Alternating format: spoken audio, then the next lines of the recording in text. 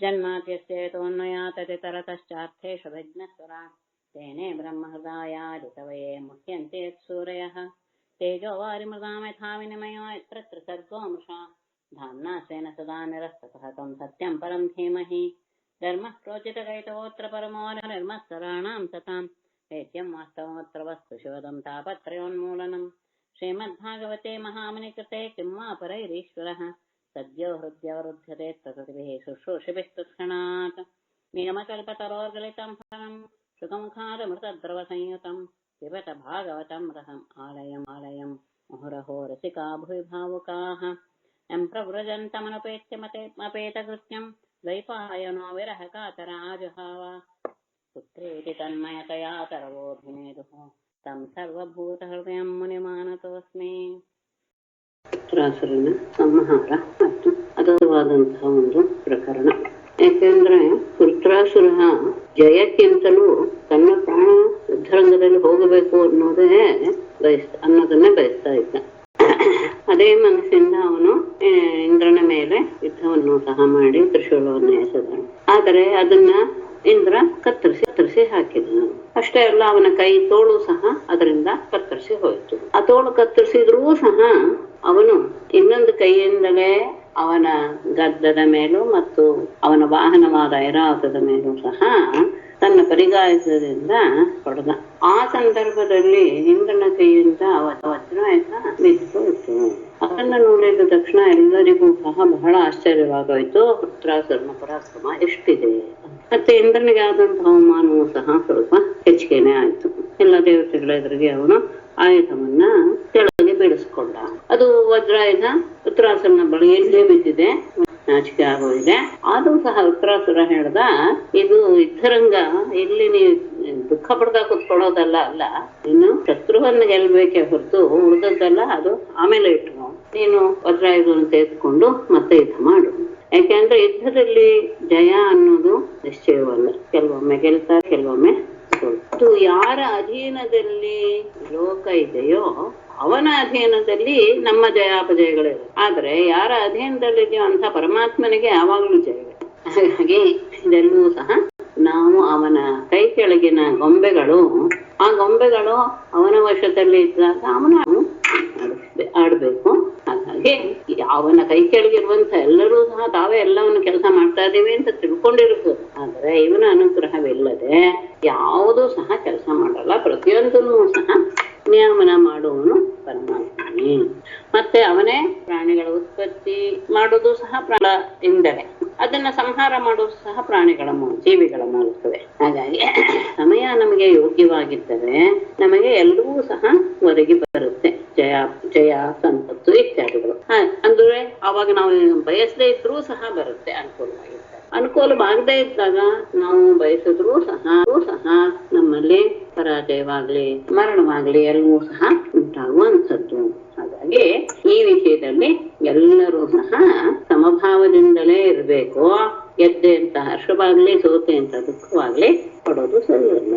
ಮಾತು ಬರ್ತಾ ಇರೋದು ಗಮನಿಸ್ಬೇಕು. ಪುತ್ರಾಸುರನ ಮತ್ತೆ ತ್ರಿಗುಣಗಳು ಸಹ ಆತ್ಮನಕ್ಕೆ ಸಂಬಂಧಪಟ್ಟಿದ್ದಲ್ಲ, ಅದು ದೇಹಕ್ಕೆ ಸಂಬಂಧಪಟ್ಟಿದ್ದು. ಆತ್ಮ ಕೇವಲ ಸಾಕ್ಷಿಭೂತವಾಗಿದ್ದು ಎಲ್ಲವನ್ನು ನೋಡ್ತಾನೆ ಹೊರತು ಆ 3 ಗುಣಗಳ ದೋಷ ಮತ್ತು ಗುಣಗಳು ಯಾವುದು ಸಹ ಆತ್ಮನಿಗೆ ಇಟ್ಕೊಂಡೋದಿಲ್ಲ. ಮತ್ತೆ ನೀನು ನನ್ನನ್ನೇ ಗಮನಿಸಬಹುದು, ನಾನು ಒಂದೇ ಕೈಯಿಂದ ನಾನು ಸೋಲಿಸಲೇಬೇಕು ಅನ್ನುವಂತಹ ಪ್ರಯತ್ನ ಇಟ್ಕೊಂಡು ನಾನು ನಿನ್ ಮೇಲೆ ಎಗರ್ತಾ ಇದ್ದೇನೆ. ಇದು ಒಂದ್ ರೀತಿಯ ಜೂಜಾಟವೇ. ಯಾರು ಸೋಲ್ತಾರೆ ಯಾರು ಗೆಲ್ತಾರೆ ಅನ್ನೋದು ಗೊತ್ತಾಗೋದಿಲ್ಲ ಅಂತ ಈ ರೀತಿಯಾಗಿ, ಅಂದ್ರೆ ಯಾರ ಮನಸ್ಸಿಗೂ ದುಃಖವಾಗದೇ ಇರುವಂತಹ ರೀತಿಯಲ್ಲಿ ಅವನು ನಿರ್ವಂಚನೆಯಿಂದ ಈ ರೀತಿಯಾದಂತಹ ಮಾತನ್ನ ಆಡಿದ್ದನ್ನು ಕೇಳಿ ನಿಜವಾಗ್ಲೂ ಇಂದ್ರನಿಗೆ ತುಂಬಾ ಸಂತೋಷ ಆಗ್ಬಿಡುತ್ತೆ. ಅವನ ಬಗ್ಗೆ ಅವನು ತುಂಬಾ ಒಳ್ಳೊಳ್ಳೆ ಮಾತನ್ನೇ ಆಡ್ತಾನೆ. ನೀನ್ ನಿಜವಾಗ್ಲೂ ಸಹ ನಮ್ಮೆಲ್ಲರಿಗಿಂತಲೂ ಸಹ ನೀನೇ ಒಂದ್ ಕೈ ಮೇಲೆ ಆಗಿದೀಯ. ಜಗದೀಶ್ವರನ ಬಗ್ಗೆ ನೀನು ಅನನ್ಯ ಭಾವದಿಂದ ಭಕ್ತಿಯನ್ನು ಮಾಡ್ತಾ ಇದೀಯ. ಆತನ ಆ ಮಾಯಾಶಕ್ತಿಯನ್ನು ಸಹ ನೀನು ದಾಟಿಬಿಟ್ಟಿದೀಯ. ನೀನು ಆಸುರ ಕುಲಕ್ಕೆ ಯಾವ ರೀತಿಯಲ್ಲಿಯೂ ಸಹ ಹೊಂದೋದಿಲ್ಲ. ಯಾಕೆಂದ್ರೆ ಆಸುರ ಭಾವವನ್ನು ಸಹ ನೀನು ಪೂರ್ತಿ ಬಿಟ್ಬಿಟ್ಟಿದ್ಯಾ. ಯದ್ಯಪಿ ರಜೋಗುಣದ ಪ್ರವೃತ್ತಿ ನಿಂದು, ಆದರೂ ಶುದ್ಧ ಸತ್ವರು ಸ್ವರೂಪನಾದಂತಹ ಪರಮಾತ್ಮನಲ್ಲಿ ನಿನ್ನ ಬುದ್ಧಿ ನೆಲೆಗೊಂಡಿದೆ ಅಂದ್ರೆ ನಿಜವಾಗ್ಲೂ ವಿಷಯ. ಮತ್ತೆ ಅಂಥವನಲ್ಲಿ ನೀನು ಮನಸ್ಸನ್ನ ನೆಲೆಗೊಳಿಸ್ಕೊಂಡ್ಬಿಟ್ಟಿದ್ಯಾ ಅಂದ್ರೆ ನೀನು ಅಮೃತದ ಸಮುದ್ರದಲ್ಲಿಯೇ ಮುಳುಗಿದೀಯ ಅಂತ ಅರ್ಥ. ಹಾಗೆ ಮುಳುಗಿದಾಗ ಅಂಥವರಿಗೆ ಈ ಸಣ್ಣ ಪುಟ್ಟ ಹಳ್ಳ ಕೊಳ್ಳಗಳ ನೀರಿನಿಂದ ನೀರನ್ನ ಅವರು ಬಯಸೋದು ಇಲ್ಲ, ಅದರಿಂದ ಪ್ರಯೋಜನವೂ ಇಲ್ಲ. ಹೀಗೆ ಪರಸ್ಪರ ಮಾತಾಡ್ತಾ ಪರಸ್ಪರ ಯುದ್ಧ ಮಾಡ್ತಾರೆ. ವೃತ್ತಾಸುರ ಅವನ ಇಂದ್ರನ ಮೇಲೆ ತನ್ನ ಆಯುಧವನ್ನ ಎಸೆತಾನೆ. ಇವನು ದೇವೇಂದ್ರನು ಸಹ ತನ್ನ ವಜ್ರಾಯುಧವನ್ನ ಅವನ ಮೇಲೆ ಎಸೆದಾಗ ಅವನ ಇನ್ನೊಂದು ತೋಳು ಸಹ ಕತ್ತರಿಸಿ ಹೋಗುತ್ತೆ. ಪರಿಗಾಯದ ಹಿಡಿದಂತಹ ಇನ್ನೊಂದು ತೋಳು ಅದು ಸಹ ಕತ್ತರಿಸೋಗುತ್ತೆ. ಎರಡೂ ತೋಳುಗಳು ಹೋದರೂ ಸಹ ಅವನು ಹೇಗೆ ಇದ್ದ ಅನ್ನೋದನ್ನ ಅದ್ಭುತವಾಗಿ ವರ್ಣಿಸ್ತಾರೆ. ನಡೆದಾಡ್ತಾ ಇರುವಂತಹ ಪರ್ವತ ಎನ್ನುವ ಹಾಗೆ ಅವನು ಓಡಾಡ್ತಾ ಇದ್ದ, ಎರಡು ಕೈ ಇದ್ದೆ. ಅವನು ತನ್ನ ಬಾಯಿಯನ್ನ ವಿಶಾಲವಾಗಿ ತೆರೆದು ಹೇಗೆ ಮೂರು ಲೋಕವನ್ನೇ ನುಂಗ್ ಹಾಕ್ತಾನೋ ಎನ್ನುವ ರೀತಿಯಲ್ಲಿ ಅವನ ಬಾಯಿ ಅಷ್ಟು ಇದರಲ್ಲಿ ಅವನು ಇಂದ್ರನನ್ನ ಐರಾವತದೊಂದಿಗೆ ನುಂಗೇ ಬಿಡ್ತಾನೆ. ಇದನ್ನ ನೋಡಿದ ತಕ್ಷಣ ದೇವತೆಗಳಿಗೆ ಉಳಿದವ್ರಿಗೆಲ್ಲ ಸಹ ಆಶ್ಚರ್ಯ ಆಗ್ಬಿಡುತ್ತೆ, ದುಃಖ ಆಗ್ಬಿಡುತ್ತೆ. ಇದೇನೇ ಕಥೆ ಬಂದಷ್ಟಲ್ಲ, ಅವನನ್ನು ಕೊಲ್ಲೋದಿರ್ಲಿ, ಇವನೇ ಅವನು ನುಂಗೆ ಹಾಕ್ಬಿಟ್ನಲ್ಲ ಅಂತ.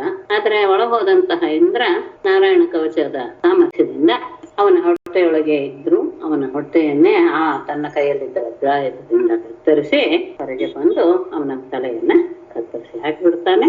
ಅವನ ಮರಣದ ಸಮಯ ಬಂದಿರುತ್ತೆ, 1 ವರ್ಷ. ಆ ಸಂದರ್ಭ ಕಾಲ ಒದಗಿ ಬಂದಾಗ ವಜ್ರಾಯುಧ ವೃತ್ರಾಸುರನ ಕತ್ತನ್ನು ಹೇಳಿಬಿಡುತ್ತೆ. ವೃತ್ರಾಸುರನ ಮರಣದಿಂದ ಉಳಿದವರಿಗೆಲ್ಲರೂ ಸಹ ಆನಂದವಾಗುತ್ತೆ. ಆ ಸಂದರ್ಭದಲ್ಲಿ ವೃತ್ರಾಸುರನ ದೇಹದಿಂದ ಹೊರಬಂದಂತಹ ಒಂದು ಜ್ಯೋತಿ ಎಲ್ಲರೂ ನೋಡ್ತಾನೆ ಇದ್ದಾರೆ. ಪರಮಾತ್ಮನ ಸ್ವರೂಪದಲ್ಲಿ ಅದು ಲೀನವಾಗಿ ಬಿಡುತ್ತೆ ಅಂತ ನಾವು ಕೊಟ್ಟು ಆದಮೇಲೆ ಓಂ ನಮೋ ಭಗವತೆ ವಾಸುದೇವಾಯ 13ನೇ ಅಧ್ಯಾಯದಲ್ಲಿ ಇಂದ್ರನ ಮತ್ತೆ ಬ್ರಹ್ಮಹತ್ಯೆ ಬಂದು ಆವರಿಸ್ಕೊಳ್ಳುತ್ತೆ. ಇನ್ನು ಶಬ್ದ ಕೇಳಿಸ್ತಾ ಇದೆ, ಎಲ್ಲರೂ ಸ್ವಲ್ಪ ಮ್ಯೂಟ್ ಮಾಡಿಪ್ಪ. ಶಂಕರ ಹೇಳ್ತಾರೆ, ವೃತ್ರ ಸತ್ತಾಗ ಎಲ್ಲರಿಗೂ ಸಂತೋಷವಾಯ್ತು. ಇಂದ್ರನದು ರಾಜೋವಾಚ ಪ್ರದಂಬುಂ ಸವನಂ ಬ್ರಹ್ಮನ್ ಭವತಾ ಯದುದೀರಿತಂ ತಸ್ಯ ವೇದಿತುಮಿಚ್ಛಾಮಿ ಏನ ವಿಷ್ಣು ಪ್ರಸೀದತೆ.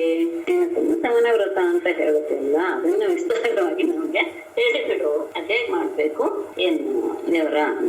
ಬ್ರಹ್ಮನ್ ಭವತಾ ಯತ್ ಉದೀರಿತಂ ಯತ್ ಪುಂಸವನಂ ವ್ರತಂ ಉದೀರಿತಂ ಏನ ವಿಷ್ಣು ಪ್ರಸೀದತಿ ತಸ್ಯ ವೇದಿತುಂ ಇಚ್ಛಾಮಿ. ಬ್ರಾಹ್ಮಣ ಶ್ರೇಷ್ಠರೇ ಶ್ರುತಮುನಿಗಳಿಗೆ ಹೇಳುವಂಥದ್ದು. ಭವತಾ ಯತ್ ನಿನ್ನಿಂದ ಯಾವ ಪುಂಸವನಂ ವ್ರತಂ ಉದೀರಿತಂ. ಪುಂಸವನ ವ್ರತ ಅನ್ನೋದನ್ನ ನೀವು ಹೇಳಿದ್ರಿ, ಅಷ್ಟೇ ಅಲ್ಲ ಅದರ ಪ್ರಭಾವ ಏನು, ಏನ ವಿಷ್ಣು ಪ್ರಸೀದತಿ, ಯಾವ ಆ ವ್ರತದಿಂದ ಪರಮಾತ್ಮನೇ ನಮಗೆ ಸಾಕ್ಷಾತ್ತಾಗಿ ಅನುಗ್ರಹ ಮಾಡಿಬಿಡ್ತಾನೆ ಅಂತ ಹೇಳಿದ್ರೆ ತಸ್ಯ ವೇದಿತುಂ ಇಚ್ಛಾಮಿ, ಅದರ ವಿಷಯವನ್ನು ನಾನು ಹೇಳೋದಕ್ಕೆ ಇಷ್ಟಪಡ್ತೀನಿ. ಪುಂಸವನ ವ್ರತ ಅನ್ನೋದು ಅತ್ಯಂತ ಉತ್ತಮ, ಅದರಿಂದ ಸಾಕ್ಷಾತ್ ವಿಷ್ಣುವೇ ನಮಗೆ ಅನುಗ್ರಹ ಮಾಡ್ತಾನೆ ಅಂತ ಹೇಳಿದ್ದು ಕೇಳಿ ಅದರ ವಿವರ ನಮಗೆ ಬೇಕು, ಹೇಗೆ ಮಾಡೋದು ಏನು ಅದನ್ನ ಹೇಳ್ತಾರೆ. ಶ್ರೀ ಶುಕೋವಾಚ ಶುಕ್ಲೇ ಮಾರ್ಗಶಿರೇ ಪಕ್ಷೆ ಯೋಷಿತ್ ಭಕ್ತುರನುಜ್ಞಯ ಆರಭೇತ ವೃತ್ತಮಿದಂ ಸಾರ್ವಕಾಮಿಕಮಾದಿತಃ. ಮಾರ್ಗಶಿರೇ ಶುಕ್ಲೇ ಪಕ್ಷೆ ಆದಿತಃ ಯೋಷಿತ್ ಭರ್ತುಃ ಅನುಜ್ಞಯ ಸಾರ್ವಕಾಮಿಕಂ ಇದಂ ವ್ರತಂ ಆರಭೇತ. ಮಾರ್ಗಶಿರೇ ಶುಕ್ಲೇ ಪಕ್ಷೆ, ಮಾರ್ಗಶಿರ ಮಾಸ ಶುಕ್ಲ ಪಕ್ಷದಲ್ಲಿ ಆದಿತಃ ಅಂದ್ರೆ ಮೊದಲನೇ ದಿವಸದಿಂದ ಪ್ರತಿಪತ್ತಿಂದ ಆರಂಭಿಸಿ ಯೋಷಿತ ಸ್ತ್ರೀಯಾದವಳು ಭರ್ತುಃ ಅನುಜ್ಞಯ ತನ್ನ ಪತಿಯ ಆಜ್ಞೆಯನ್ನ ಪಡೆದುಕೊಂಡು ಸಾರ್ವಕಾಮಿಕಂ ಎಲ್ಲ ರೀತಿಯ ನಮ್ಮ ಬಯಕೆಗಳನ್ನು ಈಡೇರಿಸುವಂತಹ ಇದಂ ವ್ರತಂ ಈ ವ್ರತವನ್ನ ಆರಂಭಿಸಬೇಕು. ಮಾರ್ಗಶಿರ ಶುಕ್ಲ ಪಕ್ಷದ ಪ್ರತಿಪತ್ತಿಯಿಂದ ಆರಂಭಿಸಿ ಗಂಡನ ಅಪ್ಪಣೆಯನ್ನು ಪಡೆದುಕೊಂಡು ಇದನ್ನ ಸ್ತ್ರೀಯಾದವಳು ಆರಂಭಿಸಬೇಕು. ಅದು ಆ ಸ್ತ್ರೀಯ ಗಮತೆ, ಇದು ಪುತ್ರೋತ್ಪತ್ತಿ ಅಂತಲ್ಲ, ಎಲ್ಲರಿಗೂ ಅನುಕೂಲ ಅಂತ ಮಂತ್ರಿಯವರು ಹೇಳ್ತಾರೆ. ಎಲ್ಲ ರೀತಿಯ ಕಾಮನೆಯನ್ನು ಸಹ ಪೂರೈಸುವಂತಹ ವ್ರತ ಇದು. ಮೊದಲಿಗೆ ಹೇಗೆ ಶುರು ಮಾಡ್ಬೇಕು? ನಿಶಮ್ಯ ಮರುತಾಂ ಜನ್ಮ ಬ್ರಾಹ್ಮಣಾನ್ ಹನುಮಂತ್ಯಚ ಸ್ನಾತ್ವಾ ಶುಕ್ಲದತಿ ಶುಕ್ಲೆ ವಸೀತಾಲಂಕೃತಾಂಬರೆ ಪೂಜಯೇತ್ ಪ್ರಾತರಾಶಾತ್ ಪ್ರಾಕ್ ಭಗವಂತಂ ಶ್ರಿಯಾಸಃ. ಮರುತಾಂ ಜನ್ಮ ನಿಶಮ್ಯ ಬ್ರಾಹ್ಮಣಾನ್ ಹನುಮಂತ್ರ್ಯ ಶುಕ್ಲದತಿ ಸ್ನಾತ್ವಾ ಶುಕ್ಲೆ ಅಂಬರೆ ಅಲಂಕೃತ ವಸೀತ. ಶ್ರಿಯಾ ಸಹ ಭಗವಂತಂ ಪ್ರಾತರಾಶಾತ್ ಪ್ರಾಕ್ ಪೂಜೆಯೇ ಮರುತಾಂ ಜನ್ಮ ನಿಶಮ್ಯ. ಆರಂಭದಲ್ಲಿ ಮೊದಲು ಈ ಮರುತ್ತುಗಳ ಜನ್ಮ ಎಲ್ಲ ಹೇಗಾಯಿತು ಎನ್ನುವ ಕಥೆಯನ್ನ ಕೇಳಿಕೊಂಡು ಆಮೇಲೆ ಬ್ರಾಹ್ಮಣಾನ್ ಹನುಮಂತ್ರ್ಯ ಬ್ರಾಹ್ಮಣರ ಒಪ್ಪಿಗೆಯನ್ನ ಪಡೆದು ವ್ರತವನ್ನ ಶುರು ಮಾಡ್ಬೇಕು. ಬೆಳಗ್ಗೆ ಅವಳು ಹೇಗಿರ್ಬೇಕು, ಶುಕ್ಲದತಿ, ಬೆಳಗ್ಗೆ ದಂತಧಾಮನ ಎಲ್ಲ ಮಾಡಿ ಸ್ನಾನ ಮಾಡಿ ಶುಕ್ಲೆ ಅಂಬರೆ ಅಲಂಕೃತ ವಸಿತ, ಶುಭ್ರವಾದಂತಹ ಬಟ್ಟೆಗಳನ್ನ ಮತ್ತು ಅಲಂಕಾರಗಳನ್ನ ಅವಳು ಮಾಡ್ಕೊಳ್ಬೇಕು. ಅಷ್ಟೇ ಅಲ್ಲ, ಶ್ರಿಯಾ ಸಹ ಭಗವಂತಂ, ಕೇವಲ ನಾರಾಯಣ ಮಾತ್ರ ಅಲ್ಲ, ಲಕ್ಷ್ಮಿಯೊಡನೆ ಕೂಡಿದಂತಹ ಪರಮಾತ್ಮನನ್ನ ಪ್ರಾತರಾಶಾತ್ ಪ್ರಾಕ್ ಬೆಳಗಿನ ಉಪಹಾರದ ಮೊದಲೇನೆ ಪೂಜಿಸಬೇಕು. ಮಂಗಲಕರವಾದಂತಹ ಮರುತ್ವದ ಜನ್ಮ ಹೇಗೆ ಆಯಿತು ಅನ್ನುವ ಕಥೆಯನ್ನು ಕೇಳಿ ಬ್ರಾಹ್ಮಣರ ಒಪ್ಪಿಗೆಯನ್ನು ಸಹ ಪಡೆದು ವ್ರತವನ್ನು ಆಚರಿಸಬೇಕು. ಆ ದಿನ ಬೆಳಗ್ಗೆ ಅವಳು ಎದ್ದು ಅತ್ಯಂತ ಪೂರ್ತಿಯಾಗಿ ಶುಭ್ರಳಾಗಿ ಅಲಂಕಾರ ಮಾಡಿಕೊಂಡು ಲಕ್ಷ್ಮೀ ದೇವಿ ಜೊತೆ ನಾರಾಯಣನನ್ನ ಬೆಳಗಿನ ಆಹಾರ ತೆಗೆದುಕೊಳ್ಳುವ ಮೊದಲೇ ಪೂಜಿಸಬೇಕು. ಅಲಂತೆ ನಿರಪೇಕ್ಷಾಯ ಪೂರ್ಣ ಕಾಮ ನಮೋಸ್ತುತೆ ಮಹಾವಿಭೂತಿ ಪದಯೇ ನಮಃ ಸಕಲ ಸಿದ್ಧಯೇ. ಮೊದಲು ಹೇಗೆ ಶುರು ಮಾಡಬೇಕು ಅಂದ್ರೆ ಪರಮಾತ್ಮನಿಗೆ ನಮಸ್ಕಾರ ಮಾಡ್ತಾ ಶುರು ಮಾಡಬೇಕು. ಅವನಿಗೆನ್ನ ಪ್ರಾರ್ಥಿಸಿಕೊಂಡು ನಿರಪೇಕ್ಷಾಯ ತೇ ಅಲಂ ಪೂರ್ಣ ಕಾಮ ತೇ ನಮಃ ಅಸ್ತು ಸಕಲ ಸಿದ್ಧಯೇ ಮಹಾವಿಭೂತಿ ಪತಯೇ ನಮಃ. ನಿರಪೇಕ್ಷಾಯ ತೇ ಅಲಂ, ನಿನಗೆ ನಾವು ಏನನ್ನೂ ಕೊಡುವಂತಹ ಅವಶ್ಯಕತೆ ಇಲ್ಲ, ಎಲ್ಲದರಲ್ಲಿಯೂ ಸಹ ನೀನು ನಿರಪೇಕ್ಷಣೆ. ಅಷ್ಟೇ ಅಲ್ಲ, ಕಾಮ ನಿರಪೇಕ್ಷಾಯ ಮತ್ತು ನಿರಪೇಕ್ಷಾಯ ತೇ ಅಲಂ, ಅಷ್ಟೇ ಅಲ್ಲ ಪೂರ್ಣ ಕಾಮ, ನಿನ್ನ ಎಲ್ಲ ರೀತಿಯ ಕಾಮಗಳು ಸಹ ಪೂರ್ಣವಾಗಿದೆ. ಅಂದ್ರೆ ಯಾವ ಕಾಮವೂ ನಿನಗೆ ಇಲ್ಲ, ಯಾವ ಇಚ್ಛೆ ಅನ್ನೋದು ಸಹ ನಿನಗೆ ಇಲ್ಲ. ಅಂತಹ ತೇ ನಮಃ ಅಸ್ತು ಅಂತ ಒಂದ್ಸತಿ ನಮಃ ಹೇಳಿ ಇನ್ನೂ ನಮಃ ಇರೋದ್ರಿಂದ ನಾನು ಆಮೇಲೆ ಅನ್ವಯ ಮಾಡ್ತಾ ಇದ್ದೇನೆ. ಸಕಲ ಸಿದ್ಧಯೇ ಮಹಾವಿಭೂತಿ ಪತಯೇ ನಮಃ. ಎಲ್ಲ ಸಿದ್ಧಿಗಳು ಅಂದ್ರೆ ಅಣಿಮಾದಿ ಸಿದ್ಧಿಗಳೂ ಇರುವಂತಹ ಇದು, ಅದು ಸ್ತ್ರೀಲಿಂಗ ಅಲ್ಲ ಪುಲ್ಲಿಂಗ, ಪರಮಾತ್ಮನಿಗೆ ವಿಶೇಷಣ. ಎಲ್ಲ ಸಿದ್ಧಿಗಳನ್ನು ಹೊಂದಿರುವಂತಹ ಮತ್ತು ಮಹಾವಿಭೂತಿ ಪತೆಯೇ, ಮಹಾವಿಭೂತಿ ಅಂದ್ರೆ ಎಲ್ಲ ರೀತಿಯ ಸಂಪತ್ತು ಅಂದ್ರೆ ಏನು, ಲಕ್ಷ್ಮಿಯ ಪತಿಯಾದಂತಹ ನಿನಗೆ ನಮಸ್ಕಾರ. ಎಲ್ಲ ಸಿದ್ಧಿಯೂ ಸಹ ನೀನೆ, ನಿನಗೆ ನಾನೇನು ಕೊಡಬೇಕು ಅಂತ ಇಲ್ಲ, ನೀನು ಪೂರ್ಣಕಾಮ ಮತ್ತು ನಿರಪೇಕ್ಷ ಎರಡೂ ಹೌದು. ಹಾಗಾಗಿ ನಾನು ನಿನಗೆ ನಮಸ್ಕಾರ ಮಾಡ್ತೇನೆ. ನಾನೇನು ಕೊಟ್ಟು ನಿನ್ನನ್ನು ತೃಪ್ತಿ ಪಡಿಸಕ್ಕಾಗಲ್ಲ, ಯಾಕೆಂದ್ರೆ ಪೂರ್ಣಕಾಮನ. ಹಾಗಾಗಿ ನೀನು ಸಕಲ ಸಿದ್ಧಿಯ ಸ್ವರೂಪನೇ ಆಗಿದೆಯಾ ಮತ್ತು ಸಕಲ ಸಂಪತ್ತು ಪ್ರದಾಳಾದಂತಹ ಲಕ್ಷ್ಮಿಯ ಪತಿಯೂ ಆಗಿದೆಯಾ, ಅಂತಹ ನಿನಗೆ ನಮಸ್ಕಾರ ಅಂತ ಹೇಳಿ ಇನ್ನೂ ಒಂದು ನಮಸ್ಕಾರವನ್ನ ಹೇಳ್ತಾರೆ. ಯಥಾ ತ್ವಂ ಕೃಪಯಾ ಭೂತ್ಯ ತೇಜಸಾ ಮಹಿನೋ ಜಸ ದುಷ್ಟ ಈಶ ಗುಣೈ ಸರ್ವೈ ತಥೋಸಿ ಭಗವಾನ್ ಪ್ರಭು. ಅಂದ್ರೆ ಈ ರೀತಿಯಾಗಿ ಸ್ತುತಿಸ್ಬೇಕು ಅಂತ ಅರ್ಥ. 4, 5, 6 3 ಸಹ ಅವನನ್ನ ಪೂಜೆ ಮಾಡುವ ಆರಂಭದಲ್ಲಿ ಹೀಗೆ ಈ ರೀತಿಯಾಗಿ ಆತನನ್ನ ಸ್ತುತಿಸಬೇಕು. ಆಮೇಲೆ ಮುಂದೆ ವಾಕ್ಯದ ಒಂದು ಸ್ತುತಿ ಇದೆ. ಈಶಾ ಯಥಾ ತ್ವಂ ಕೃಪಯಾ ಭೂತ್ಯಾ ತೇಜಸಾ ಮಹಿನಾ ಓಜಸಾ ಸರ್ವೈಃ ಗುಣೈಃ ಜುಷ್ಟಃ ತತಃ ಭಗವಾನ್ ಪ್ರಭು ಭಗವಾನ್ ಅಸಿ ಪ್ರಭು. ಇದು ಹೇಳುವ ರೀತಿ ಚೆನ್ನಾಗಿದೆ. ಈಶಾ ಪರಮಾತ್ಮನೇ ಯಥಾ ಹೇಗೆ ತ್ವಂ ನೀನು ಕೃಪೆಯ ಅಂದ್ರೆ ನೀನು ಈ ಎಲ್ಲ ಗುಣಗಳಿಂದಲೂ ಸಹ ತುಂಬ ಹೋಗಿದ್ಯಾ. ಯಾವುದು ದಯೆ, ಭೂತಿ ಐಶ್ವರ್ಯ, ತೇಜಸ್ಸು, ನಿನ್ನ ಅನೇಕ ರೀತಿಯ ಮಹಿಮೆಗಳು, ಓಜಸ ನಿನ್ನಲ್ಲಿರುವಂತಹ ಶಕ್ತಿ, ಹೀಗೆ ಸರ್ವೈಹಿ ಗುಣೈಹಿ ಜುಷ್ಟ, ಹೀಗೆ ಎಲ್ಲ ಗುಣಗಳಿಂದಲೂ ಸಹ ನೀನು ಕೂಡಿಕೊಂಡಿದೀಯಾ ಯಾವಾಗ್ಲೂ. ಅದುವೇ ಒಂದು ಕ್ಷಣದಲ್ಲಿ ಅಲ್ಲ, ನಮ್ಮ ಹಾಗೆ ಯಾವುದೋ ಒಂದು ಸಂದರ್ಭದಲ್ಲಿ ಒಳ್ಳೆಯವರಾಗೋದು ಅಂತ ಅಲ್ಲ. ಅವನು ಯಾವಾಗಲೂ ಸಹ ಇದೇ ಎಲ್ಲ ಗುಣಗಳಿಂದ ಅವನು ಕೂಡಿಕೊಂಡಿರ್ತಾನೆ. ತತಃ ಭಗವಾನಸಿ, ಹೀಗೆ ಆಗಿದ್ರಿಂದಲೇ ನೀನು ಭಗವಂತ. ಹೇಗೆ ಭಗ ಅನ್ನೋದು ಕಾರು ಅಂತ ಹೇಳಿದ್ವಲ್ಲ, ಐಶ್ವರ್ಯಸ್ಯ ಸಮಗ್ರಸ್ಯ ಅಂತ. ಆ ರೀತಿಯಾಗಿ ಎಲ್ಲ ಗುಣಗಳಿಂದಲೂ ನೀನು ಕೊಂಡ್ಕೊಂಡಿರೋದ್ರಿಂದಲೇ ನೀನು ಭಗವಂತ. ಅಷ್ಟೇ ಅಲ್ಲ ಪ್ರಭು. ಹಾಗಾಗಿ ನೀನು ಎಲ್ಲವನ್ನೂ ನೆರವೇರಿಸುವಷ್ಟು ಸಾಮರ್ಥ್ಯವನ್ನ ನೀನು ಹೊಂದಿದೀಯ ಅಂತ ಪರಮಾತ್ಮನನ್ನ ಮೊದಲು ನಮಸ್ಕಾರ ಮಾಡಿ, ಆಮೇಲೆ ಪರಮಾತ್ಮನ ಸಕಲ ಗುಣಗಳನ್ನು ಸಹ ಈ ರೀತಿಯಾದಂತಹ ಗುಣಗಳಿಂದ ನೀನು ನಿತ್ಯವಾಗಿಯೂ ಕೂಡಿದೆಯಾ, ಅದರಿಂದಲೇ ನೀನು ಭಗವಂತ. ಅಷ್ಟೇ ಇಲ್ಲ, ನೀನು ಎಲ್ಲವನ್ನೂ ಮಾಡುವಂತಹ ಸರ್ವಶಕ್ತನು ಹೌದು ಅಂತ ಹೇಳಿ ಲಕ್ಷ್ಮಿಯನ್ನು ಸಹ ವಿಷ್ಣುಪತ್ನಿ ಮಹಾಮಾಯೆ ಮಹಾಪುರುಷ ಲಕ್ಷಣೆ ಪ್ರಿಯೇಥಾ ಮೇ ಮಹಾಭಾಗೆ ಲೋಕಮಾತರ್ ನಮೋಸ್ತುತೆ. ಮಹಾಪುರುಷ ಲಕ್ಷಣೆ ಮಹಾಮಾಯೆ ಮಹಾಭಾಗೆ ಮೇ ಪ್ರಿಯೇಥಾ ಲೋಕ ವಿಷ್ಣುಪತ್ನಿ ಬಿಟ್ಟು ಮಹಾಪುರುಷ ಲಕ್ಷಣೆ ಮಹಾಮಾಯೆ ವಿಷ್ಣುಪತ್ನಿ ಮಹಾಭಾಗೆ ಮೇ ಪ್ರಿಯೇಥಾ ಲೋಕಮಾತಃ ತೇ ನಮಃ ಅಸ್ತು. ಮಹಾಪುರುಷ ಲಕ್ಷಣೆ ಅವಳಲ್ಲಿಯೂ ಸಹ ನಾವೀಗ ಮಹಾಪುರುಷನಾದಂತಹ ವಿಷ್ಣುವಿಗೆ ಏನೇನು ಲಕ್ಷಣವನ್ನು ಹೇಳಿದೀವೋ ಆ ಎಲ್ಲ ಲಕ್ಷಣಗಳನ್ನು ಹೊಂದಿರುವವಳೆ ಅಂತ ಅರ್ಥ. ಮಹಾಪುರುಷಸ್ಯ ಲಕ್ಷಣಾನೇ ಯಸ್ಯಾಸ ಲಕ್ಷಣ ಅಂತ ಇದು ಆಧಾರ ಅಂತ ಸ್ತ್ರೀಲಿಂಗ ಅಂದ್ರೆ ಅವಳಿಗೆ ವಿಶೇಷಣ. ಅಂದ್ರೆ ನಿನ್ನ ಪತಿಯಾದಂತಹ ವಿಷ್ಣುವಿನಲ್ಲಿ ಏನೇನೇನೇನು ಗುಣಗಳನ್ನ ನಾವು ಹೇಳಿದ್ವು, ಮಹಾಪುರುಷನಲ್ಲಿ ಇರುವಂತಹ ಗುಣಗಳನ್ನೆಲ್ಲ ಹೇಳಿದ್ವು, ಆ ಎಲ್ಲ ಗುಣಲಕ್ಷಣಗಳನ್ನು ಹೊಂದಿರುವಂಥವಳೇ ಅಂತ ಅವಳಿಗೆ ಸಂಬೋಧನೆ. ವಿಷ್ಣು ಪತ್ನಿ, ವಿಷ್ಣುವಿನ ಪತ್ನಿಯೇ ಮಹಾಮಾಯೆ ಅಂದ್ರೆ ಪ್ರಕೃತಿ, ಪರಮಾತ್ಮನಿಂದ ಹೊರಬಂದಂತಹ ಶಕ್ತಿ ಸ್ವರೂಪ ಅನ್ನುವಂತಹ ಅರ್ಥ. ಮಹಾಮಾಯೆ ಮಾಯಾ ಸ್ವರೂಪಳೆ. ಮಹಾಭಾಗೆ ಪೂಜ್ಯಳೆ ಮೇ ಪ್ರಿಯೇಥಾಹ ನನ್ನ ವಿಷಯದಲ್ಲಿ ನೀನು ಯಾವಾಗಲೂ ಸಹ ಅನುಗ್ರಹವನ್ನು ಮಾಡು. ಅಂದ್ರೆ ನನ್ನ ಬಗ್ಗೆ ನೀನು ಯಾವಾಗಲೂ ಪ್ರೀತಿಯಿಂದ ಇರು. ಲೋಕಮಾತಃ ಲೋಕಕ್ಕೆ ನೀನು ತಾಯಿ ಅಂತಹ ಅಂತೆ ನಮಃ ಅಸ್ತು ಅಂತಹ ನನಗೆ ನಮಸ್ಕಾರ.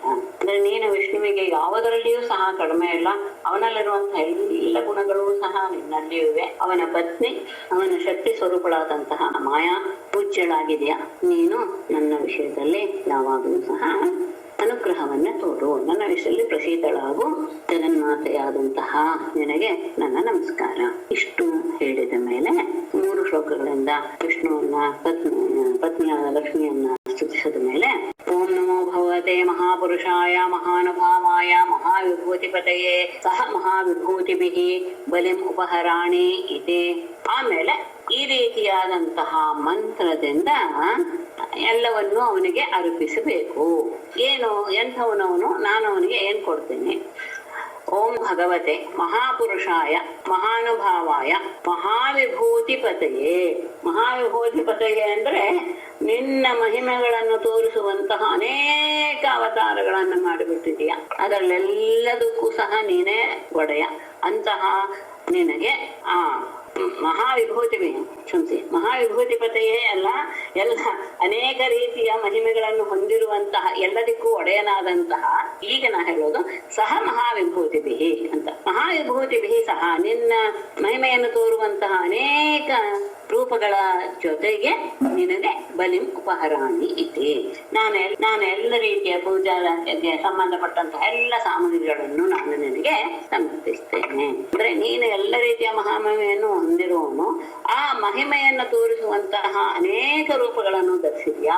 ಆ ರೂಪದೊಂದಿಗೆ ನಾನು ನಿನ್ನನ್ನ ಆರಾಧಿಸ್ತೇನೆ. ಅಂದ್ರೆ ಎಲ್ಲ ರೂಪಗಳು ನಿಂದೆ, ನಿನ್ನ ಆ ರೂಪದಲ್ಲಿಯೂ ನಾನು ಆರಾಧಿಸ್ತೇನೆ ಅಂತ ಈ ರೀತಿಯಾದಂತಹ ಮಂತ್ರವನ್ನ ಹೇಳಿ ಅನೇನ ಅಹರಹ ಮಂತ್ರೇಣ, ಅಹರಹ ಅನೇನ ಮಂತ್ರೇಣ, ಪ್ರತಿದಿನವೂ ಈ ಮಂತ್ರದಿಂದ ಕೊನೆಯಲ್ಲಿ ಸಮಾಹಿತ ಶಬ್ದ ಇದೆ, ಅದನ್ನು ಮೊದಲೇ ತಗೊಳ್ಳಿ. ಸಮಾಹಿತ ಅಂದ್ರೆ ಏಕಾಗ್ರ ಚಿತ್ತದಿಂದ ವಿಷ್ಣೋ ಓದ್ಬಿಡ್ತೀನಿ.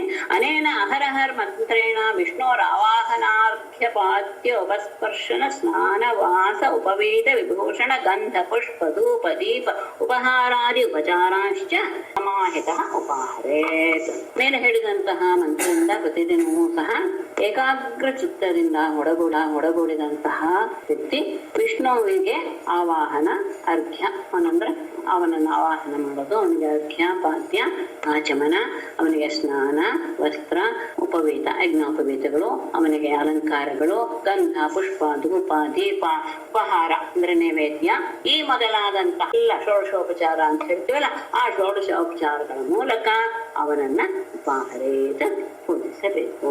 ಅಂದ್ರೆ ಇಷ್ಟು ಸ್ತುತಿ ಮಾಡಿದ ಮೇಲೆ ಇಂತಹ ಸಾಮರ್ಥ್ಯವುಳ್ಳಂತಹ ನಿನಗೆ ನಾನು ಪೂಜೆಗೆ ಸಂಬಂಧಪಟ್ಟ ಎಲ್ಲ ಸಾಮಗ್ರಿಗಳನ್ನು ನಿನಗೆ ಒದಗಿಸ್ತೇನೆ ಅಂತ ಹೇಳಿ ಈ ರೀತಿಯ ಮಂತ್ರವನ್ನ ಪ್ರತಿದಿನವೂ ಹೇಳ್ತಾ ಹೇಳ್ತಾ ವಿಷ್ಣುವಿಗೆ ಆವಾಹನ ಮಾಡ್ತಾ ಅರ್ಘ್ಯಪಾದ್ಯಾಚಮನ ಷೋಡಶೋಪಚಾರಗಳ ಮೂಲಕ ಅವನನ್ನು ಆರಾಧಿಸಬೇಕು. ಹವಿಶೇಷಂತು ಜುಹಯಾತ್ ಅನಲೆ ದ್ವಾದಶಾಹುತಿ ಇತಿ ಓಂ ನಮೋ ಭಗವತೆ ಮಹಾಪುರುಷಾಯ ಮಹಾವಿಭೂತಿಪತಯೇ ಸ್ವಾಹ ಇತಿ. ಆಮೇಲೆ ಹೋಮದಲ್ಲಿ ಆಹುತಿಗಳನ್ನು ಹಾಕ್ಬೇಕು. ಹವಿಶೇಷಂ ತು ಅನಲೆ ದ್ವಾದಶ ಆಹುತಿ ಜುಹುಯಾತ್. ದ್ವಾದಶ ಆಹುತಿ ಒಂದು ನಿಮಿಷ. ಹವಿಶೇಷಂತು ಅನಲೆ ಓಂ ನಮೋ ಭಗವತೆ ಮಹಾಪುರುಷಾಯ ಮಹಾವಿಭೂತಿಪತಯೇ ಸ್ವಾಹ ಇತಿ ದ್ವಾದಶ ಆಹುತಿ ಜುಹುಯಾತ್ ಅಂತ ಹೀಗೆ ಹೇಳ್ತಾ 12 ಆಹುತಿಗಳನ್ನ ಹಾಕ್ಬೇಕು. ಹವಿಶೇಷಂತು ಅಂದ್ರೆ ಯಾವುದು ಉಳ್ಕೊಂಡಿದ್ಯೋ ನೈವೇದ್ಯ ಆದ್ಮೇಲೆ ಉಳಿದಿರುವಂತಹ ಆ ಹವಿಸ್ಸಿನಿಂದ ಅನಲೆ ಅಗ್ನಿಯಲ್ಲಿ ಓಂ ನಮೋ ಭಗವತೆ ಮಹಾಪುರುಷಾಯ ಮಹಾವಿಭೂತಿಪತಯೇ ಸ್ವಾಹ ಅನ್ನುವ ಇತಿ ಈ ರೀತಿಯಾಗಿ ಮಂತ್ರಗಳನ್ನ ಹೇಳ್ತಾ ಹಿಂದೆ ಬಂದಿದೆ. ಮಹಾವಿಭೂತಿ ಎಲ್ಲ ಮಹಾಮಹಿಮಗಳಿಗೂ ಸಹ ಒಡೆಯನಾದಂತಹ ಮಹಾಪುರುಷನಾದಂತಹ ಪರಮಾತ್ಮನಿಗೆ ನಾನು ನಮಸ್ಕರಿಸ್ತೇನೆ, ಅಂತಹ ಮಹಾಪುರುಷನಿಗೆ ಇದು ಅರ್ಪಿತವಾಗಲಿ ಸ್ವಾಹ ಅಂತ ಹೇಳಿ ದ್ವಾದಶ ಆಹುತಿ ಜೋಯ 12 ಆಹುತಿಗಳನ್ನ ಅಗ್ನಿಯಲ್ಲಿ ಅರ್ಪಿಸಬೇಕು. ಯಾವುದು ನೈವೇದ್ಯ ಆದ್ಮೇಲೆ ಬೇರೆ ಇಟ್ಟಿರ್ತಾರೆ, ಅದೆಲ್ಲ ಕ್ರಮ ಇದೆ. ಅದು ಮಾಡುವಾಗ ಪುರೋಹಿತರು ಅದನ್ನ ನಮಗೆ ತಿಳಿಸ್ತಾರೆ. ಎಲ್ಲವನ್ನೂ ನೈವೇದ್ಯ ಮಾಡೋದಿಲ್ಲ, ಒಂದಷ್ಟು ಶೇಷ ಇಟ್ಕೊಂಡಿರ್ತಾರೆ, ಅದನ್ನ ಅಗ್ನಿಯಲ್ಲಿ ಆಹುತಿ ಮಾಡಬೇಕು. 12 ಆಹುತಿಗಳು ಅದನ್ನ ಈ ಮಂತ್ರವನ್ನ ಹೇಳಿ ಆಹುತಿ ಮಾಡ್ಬೋದು ಅಂತ ಆದ್ಮೇಲೆ ಶ್ರಿಯಂ ವಿಷ್ಣುಂಚ ವರದೌ ಆಶಿಷಾಂ ಪ್ರಭವ ಉಭೌ ಯಾ ಸಂಪೂಜೆಯೇ ನಿತ್ಯಂ ಯದೀಚ್ಛೇತ್ ಸರ್ವ ಸಂಪದಃ. ಇವರು ಹೇಳುವಂಥದ್ದು ಹೇಳುವಂತಹ ಮಾತಿದು. ಅಂದ್ರೆ ಇಷ್ಟ ಆದ್ಮೇಲೆ ಆಹುತಿಗಳನ್ನ 12 ಆಹುತಿಗಳನ್ನ ಅರ್ಪಿಸಬೇಕು. ಯಾಕೆ ಅಂದ್ರೆ ಲಕ್ಷ್ಮೀನಾರಾಯಣರಿಬ್ಬರು ಸಹ ಅತ್ಯಂತ ಭಕ್ತರ ಇಚ್ಛೆಗಳನ್ನ ನೆರವೇರಿಸುವುದರಲ್ಲಿ ಅತ್ಯಂತ ಸಮರ್ಥರು ತಗೊಳ್ತಾ ಇದ್ದಾರೆ.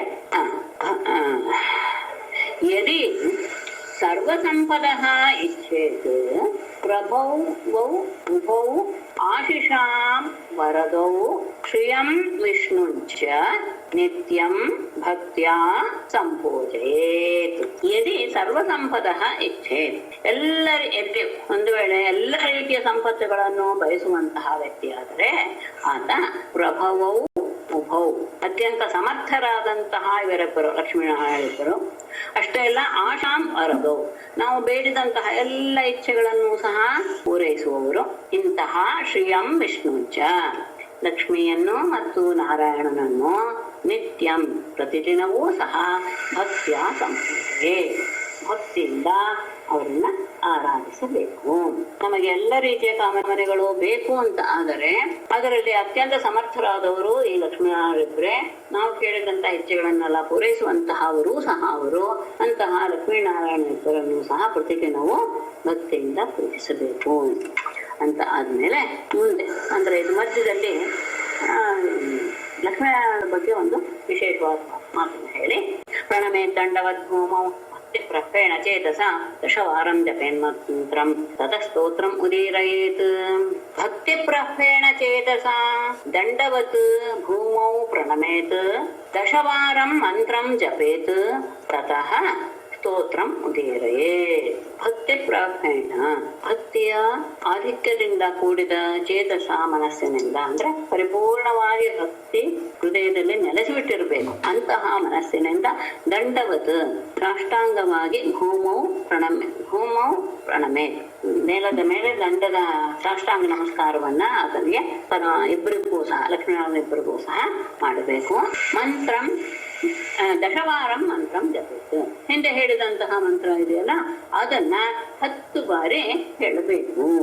ಆಮೇಲೆ ಅದಾದ ಮೇಲೆ ಆ ಮಂತ್ರವನ್ನ 10 ಬಾರಿ ಹೇಳಿದ ಮೇಲೆ ತತಃ ಸ್ತೋತ್ರ ಮುಗಿಯದೆ ಬಳಿಕ ಮುಂದೆ ಹೇಳುವಂತಹ ಅವರಿಗೆ ಸಂಬಂಧಪಟ್ಟಂತಹ ಸ್ತುತಿಯ ಮೂಲಕವಾಗಿ ಅವರನ್ನ ಸ್ತೋತ್ರ ಮಾಡಬೇಕು. ಸ್ತೋತ್ರವನ್ನ ಹೇಳಬೇಕು. ಏನಂತ युवान्तु विश्वस्य विभू जगतः कारणं परं यं हि प्रकृतिः सूक्ष्मा माया शक्तिर्दुरत्यया युवान्तु विश्वस्य विभू जगतः परं कारणं इयं हि मायाशक्तिः प्रकृतिः सूक्ष्मा ದುರತ್ಯಯ. ಯುವಾಂತು ನೀವಿಬ್ಬರಾದರೂ ಲಕ್ಷ್ಮೀನಾರಾಯಣರಿಬ್ಬರಿಗೆ ಹೇಳುವಂತಹ ಮಾತು ವಿಶ್ವಸ್ಯ ವಿಭೂ, ವಿಶ್ವಕ್ಕೆ ಒಡೆಯರಾಗಿದ್ದೀರಾ. ವಿಭೂ ಶಬ್ದಕ್ಕೆ ಸರ್ವವ್ಯಾಪಿ ಅಂತ. ಪರಮಾತ್ಮ ಹೇಗೆ ಸರ್ವವ್ಯಾಪಿಯೋ ಅವನ ಶಕ್ತಿಯಾದಂತಹ ಲಕ್ಷ್ಮಿಯೂ ಸಹ ಸರ್ವವ್ಯಾಪಿನಿ. ಅಷ್ಟೇ ಅಲ್ಲ, ಜಗತಃ ಪರಂ ಕಾರಣಂ, ಈ ಜಗತ್ತಿಗೆ ಮೊದಲನೆಯ ಕಾರಣವೇ ಮೂಲ ಕಾರಣವೇ ನೀವಾಗಿದ್ದೀರಾ. ಮತ್ತೆ ನಿನ್ನ ಈ ಲಕ್ಷ್ಮಿ ಇದ್ದಾಳಲ್ಲ ಜೊತೆಯಲ್ಲಿರೋಳು, ಎಂ ಹಿ ಮಾಯಾಶಕ್ತಿ ಪ್ರಕೃತಿ, ನಿನ್ನ ಮಾಯಾಶಕ್ತಿಯಾದಂತಹ ನಿನ್ನ ದೇಹದಿಂದ ಹೊರಬಂದಿರುವಂತಹ ಈ ಮಹಾಶಕ್ತಿ ಎನ್ನುವಂತಹ ಪ್ರಕೃತಿಯು ಸೂಕ್ಷ್ಮ, ಅತ್ಯಂತ ಸೂಕ್ಷ್ಮ ಅಂದ್ರೆ ಅವ್ಯಕ್ತ, ಅವಳನ್ನ ನೋಡಕ್ಕೆ ಆಗುದಿಲ್ಲ. ಅಂತಹವಳು ದುರತ್ಯಯ, ಅವಳನ್ನ ಗೆಲ್ಲೋದು ಬಹಳ ಕಷ್ಟ. ಅಂದ್ರೆ ಮಾಯೆಯನ್ನ ಗೆಲ್ಲೋದು ಬಹಳ ಕಷ್ಟ. ಯಾಕೆಂದ್ರೆ ಅವಳು ನಿನ್ನ ಶಕ್ತಿಯೇ ಆಗಿದ್ದರಿಂದ ಅವಳು ಮತ್ತೆ ಅವ್ಯಕ್ತಳು ಆಗ್ಬಿಟ್ಟಿದ್ದಾಳೆ. ಹಾಗಾಗಿ ಅವಳನ್ನ ನಾವು ಮೀರೋದು ಅಂದ್ರೆ ಆ ಮಾಯೆಯನ್ನ ಮೀರಿ ಹೋಗುವುದು ನಮ್ಗೆ ಬಹಳ ಕಷ್ಟ. ನೀವಿಬ್ಬರೇ ಈ ಜಗತ್ತಿನ ಎಲ್ಲ ರೀತಿಯಲ್ಲೂ ವ್ಯಾಪಕರಾಗಿದ್ದೀರಾ. ಜಗತ್ತಿಗೆ ಮೂಲ ಕಾರಣವೂ ಸಹ ನೀವಿದ್ದಾರೆ. ಪರಮಾತ್ಮನ ಶಕ್ತಿ ಇಲ್ಲದೆ ಜಗತ್ತಿನ ಸೃಷ್ಟಿ ಇಲ್ಲ. ಮತ್ತೆ ತಸ್ಯ ಲಕ್ಷ್ಮಿಯನ್ನ ವಿಶೇಷವಾಗಿ ಹೇಳ್ತಾರೆ. ತಸ್ಯಾದೇಶ್ವರ ಸಾಕ್ಷಾತ್ ತ್ವಮೇವ ಪುರುಷಃ ಪರಃ ತ್ವಂ ಸರ್ವಯಜ್ಞ ಇಚ್ಛೇಯಂ ಕ್ರಿಯೇಯಂ ಫಲಭುಗ್ಭವಾನ್. ತಸ್ಯಾಹ ಅಧೀಶ್ವರಃ ಸಾಕ್ಷಾತ್ ತ್ವಮೇವ ಪರಃ ಪುರುಷಃ ತ್ವಂ ಸರ್ವಯಜ್ಞಃ ಇಯಂ ಇಚ್ಛ್ಯ ಭವಾನ್ ಫಲಭುಕ್ ಇಯಂ ಕ್ರಿಯಾ. ಇಬ್ಬರಲ್ಲಿಯೂ ಹೇಗೆ ಸಾಮರಸ್ಯ ಇದೆ ಅನ್ನೋದ್ರೆ, ತಸ್ಯಾಹ ಅಧೀಶ್ವರಃ ಸಾಕ್ಷಾತ್, ನೀನು ನೇರವಾಗಿ ಆ ಮಹಾಮಾಯ ಒಡೆಯನೇ ಆಗಿದೀಯ. ಅಂದ್ರೆ ನೀನೇಂದಲೇ ಅವಳ ಆವಿರ್ಭಾವದಿಂದ ನೀನು ಅವಳಿಗೆ ಒಡೆಯ. ತ್ವಮೇವ ಪರಃ ಪುರುಷಃ, ನೀನೇ ಆ ಬರೋದಕ್ಕೆ ಕಾರಣವಾದ ಅಧೀಶ್ವರ ಇದ್ದಾರ, ನೀನೇ ಮೂಲ ಪುರುಷ ಅಂದ್ರೆ ಪರಬ್ರಹ್ಮನಾಗಿದೆಯಾ, ಪರಮ ಪುರುಷನೂ ಆಗಿದೆಯಾ. ತ್ವಂ ಸರ್ವಯಜ್ಞ, ನೀನು ಎಲ್ಲ ರೀತಿಯ ಯಜ್ಞಗಳು ಸಹ ನೀನು. ಇಯಂ ಇಜ್ಯ ಅಂತ ಹೇಳಿದ್ರೆ ಯಜ್ಞಗಳನ್ನ ನೆರವೇರಿಸುವಂತಹದ್ದು ಅವಳ ಯಾರಲ್ಲಿ ವ್ಯಕ್ತಿಯಲ್ಲಿ ಭಾವನಾರೂಪವಾಗಿ ಇವಳಿದ್ದಾಳೆ.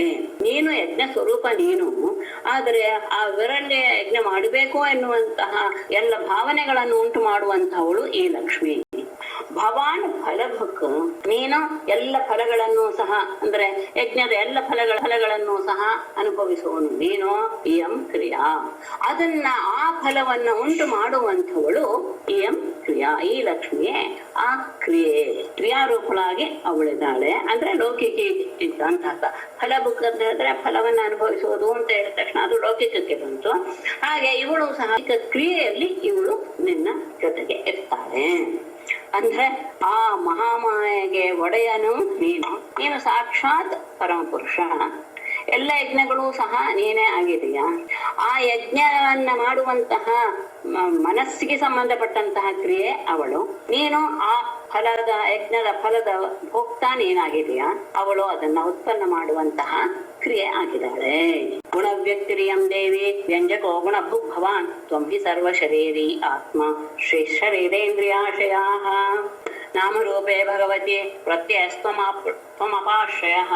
ಚೆನ್ನಾಗಿದೆ ಇದು ಶ್ಲೋಕ, ಸ್ತುತಿ ಮಾತ್ರ ಅದ್ಭುತ.